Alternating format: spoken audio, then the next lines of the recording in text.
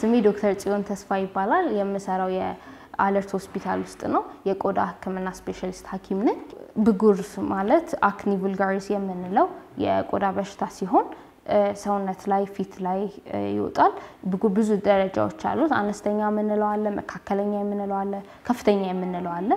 ህክምናው እንደሱ ደረጃ እንዳለው ደረጃ አይነት ይወሰናል አነስተኛ ሲሆን በቁጥር ከ20 በታች የሆነ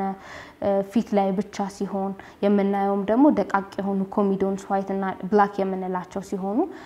ብዙ ተለቅ ያሉ አይነቶች አይኖሩትም መካከለኛ ስንል ፊት ላይም ጀርባ ላይም ሲሆን በቁጥርም ደግሞ ከ20 በላይ ከ20 እስከ 50 ድረስ የሚደርሱ ሲሆኑ ሽፍታው መጠን ሰፊ ሲሆን ያው ከርቀት ስናየው በደንብ የምናየው ሲሆን ከፍተኛ ደረጃ ስንል ደግሞ ብዛቱ በጣም ብዙ የሆነ ከመቶ በላይ ቁጥር ያላቸው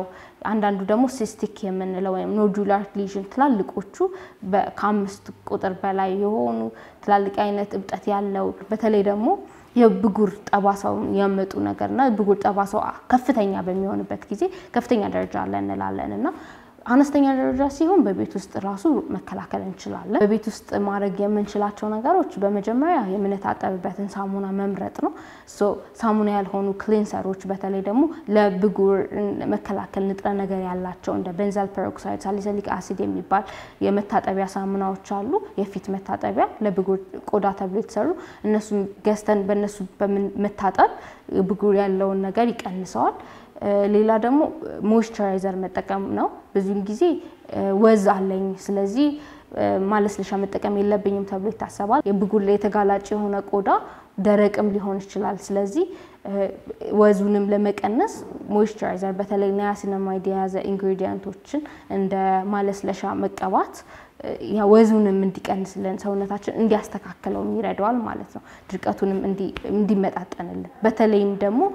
የመድኃኒቶችን በመንጠቀምበት ጊዜ የማድረቅ መድኃኒቶችን ስንጠቀም ይሄ ማስተካከል እንችላለን ምንተኛበትን ትራሶች ንጽህናውን መጠበቅ ምናረግበት ፎጣ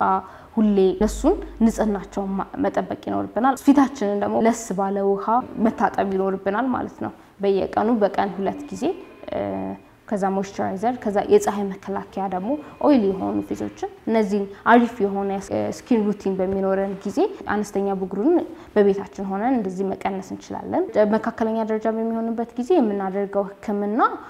የሚቀባ መድኃኒቶች አሉ እነዚህ የሚቀቡ መድኃኒቶችን በሐኪም ቤት ሄደን እናገኛቸው ነው አንደኛው እንደ ሬቲኖል ቫይታሚን ኤ የሚል ኢንግሪዲየንት የያዘ መድኃኒቶችን ወይንም ደግሞ ለባክቴሪያ የሚሆን መድኃኒቶችን የያዙ እነሱን መጠቀም ይቻላል ከፍተኛ በሚሆንበት ጊዜ ደግሞ የሚዋጥ መድኃኒት ነው የምናዘው የሚዋጥ የአንቲባክቴሪያል የሆነ መድኃኒቶችን እናዛለን ካልሆነ ደግሞ የሚዋጥ የቫይታሚን ኤ መድኃኒቶችን ከምርመራ በኋላ